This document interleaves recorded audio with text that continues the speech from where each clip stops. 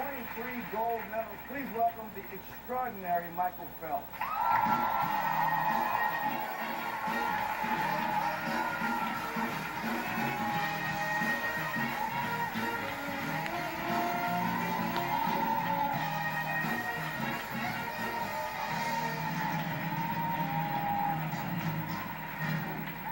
Man, it's good to meet you. Thank you, thank you. Just give me a minute to soak it up because I've watched you on TV for so long and you're almost not a real human. Oh, come on. It's incredible, and to think about being under that type of pressure in our living rooms, watching you, you've made us so proud as Americans. Mm-hmm. So we want to make you feel at home, so we put these pictures up. Yeah, now there we go. Now I'm home. Now I'm good. Yeah, Put me in a swimming pool and I'm good to go. So where do you keep all the medals? That's what I want to know. One person in the world who knows where they are. Yeah, and that's not going to be me, I guess. Well, I guess two. My wife and I are the only two that know where they are. And honestly, it's, you know, it's been one of the coolest things I've had the chance to do to represent my country overseas. And you know, being able to stand on the podium and listen to the national anthem play is probably the number one thing I'll miss the most. So, this may seem like a really dumb thing to ask, but what goes through your head in a race? Like, do you ever, let me put it to you this way. Sometimes I'm on stage and I'm singing a love ballad, and I love to look at the people in the audience, men, women, everybody, and sing these lyrics, and sometimes my mind will wander. I'm human, and I'm thinking about maybe I could get a Slurpee later, or whatever I'm thinking. What am I having for dinner later, right? Which is a terrible thing to admit, because your mind couldn't possibly wander at all during a race. I don't think it is.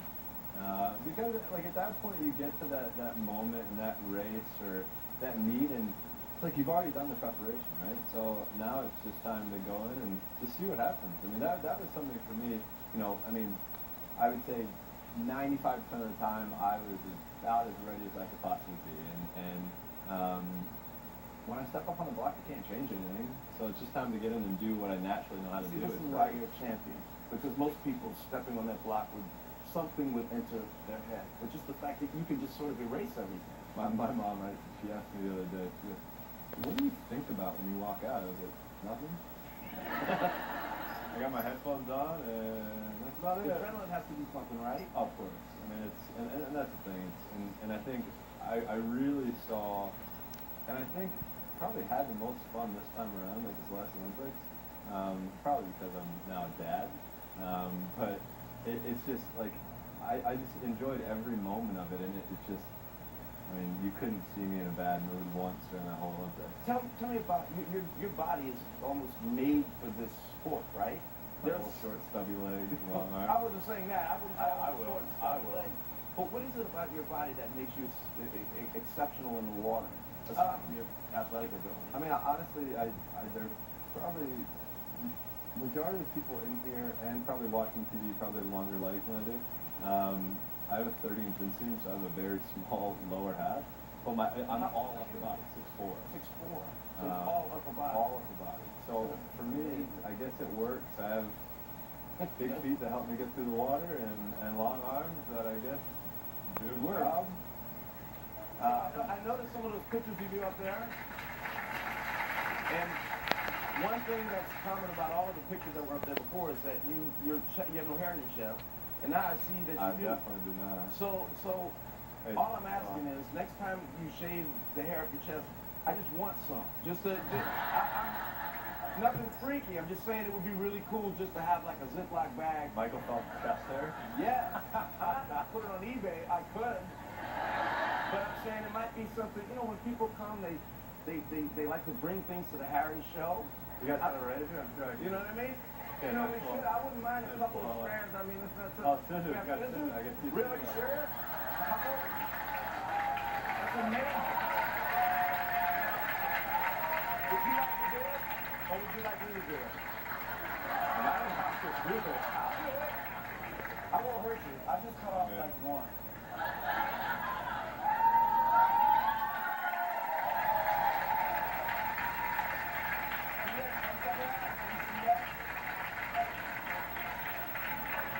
I will say that's the first time that's ever happened on a... You know what this makes me want to do? It makes me want to play a love ballad. Is there any way that we can get this? Oh wait, look, I got 1, 2, 3, 4, 5. I got 7. I don't know if I'll miss those. Oh no. I'm getting serenaded. Oh, Michael, you're sitting over there. I'm sitting over here. With just your chest hair. That's all I got. That's all I got. But I might sell it for real. If I do, I'll cut you in. I'll sell them one at a time. Now, you and your wife, Nicole, y'all celebrated a lot when you got married, right? Well, this is our thought process. So we knew Boomer was coming before the Olympics. So if my wife is traveling with Boomer, and Boomer's last name is Phelps, my wife's isn't yet, it might be challenging for her to go through customs with A stolen kid? Yeah. So our first ceremony was in our backyard before Olympic trials. Our actual wedding was in Cabo at the end of this month, and then we had our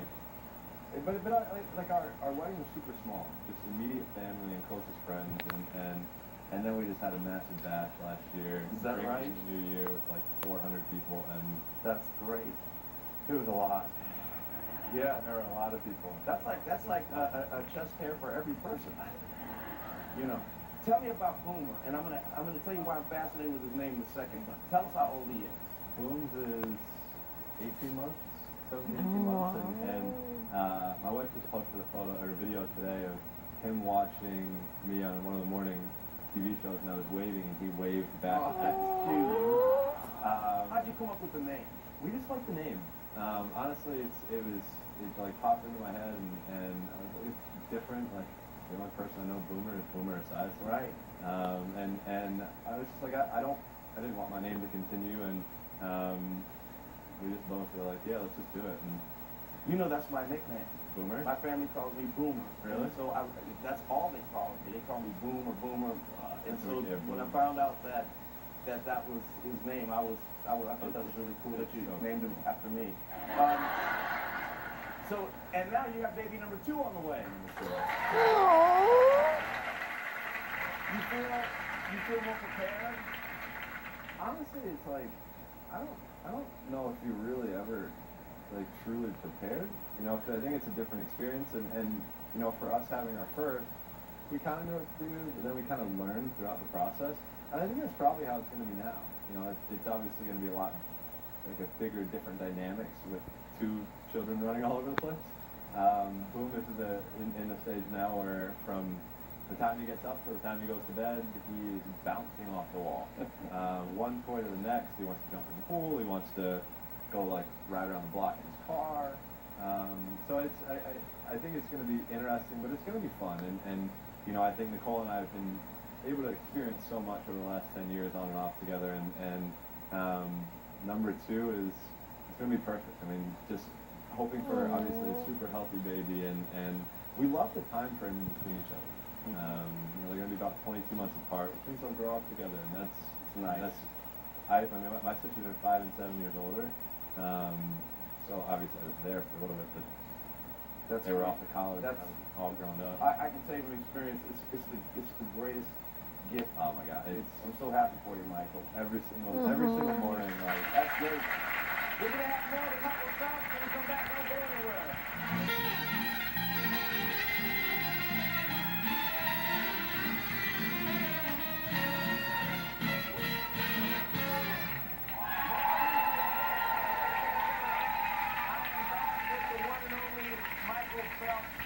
So you're working on a new campaign. Tell everybody about it.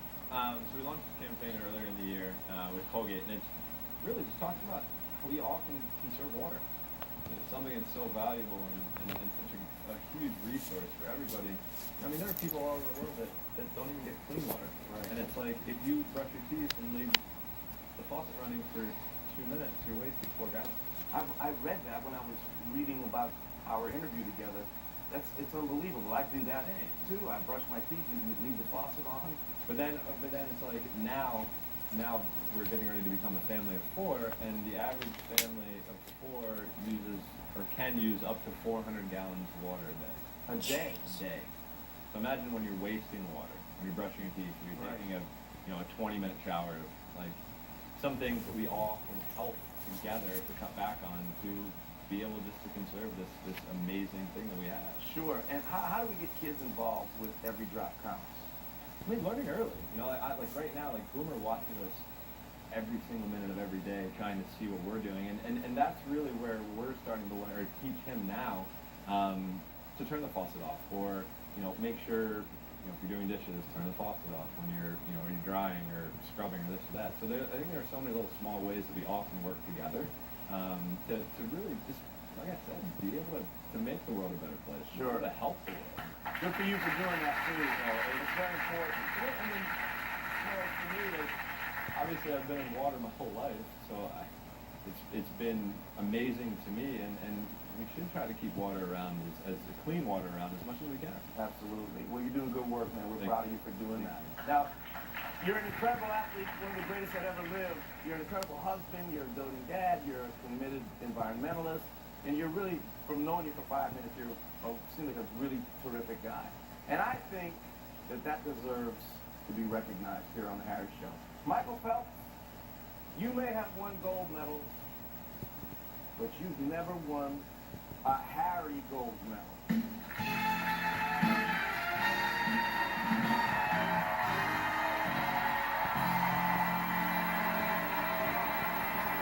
Would you please stand there? Is this one of one? This is the only one of these in the world. I can't tell you where I was keeping it. Only Jill and I knew that. You can place this with all of the other Olympic golds. I shall, with your permission, place it around your neck. I hope this means as much to you as all of those gold medals that you won. Oh, of course. Yes.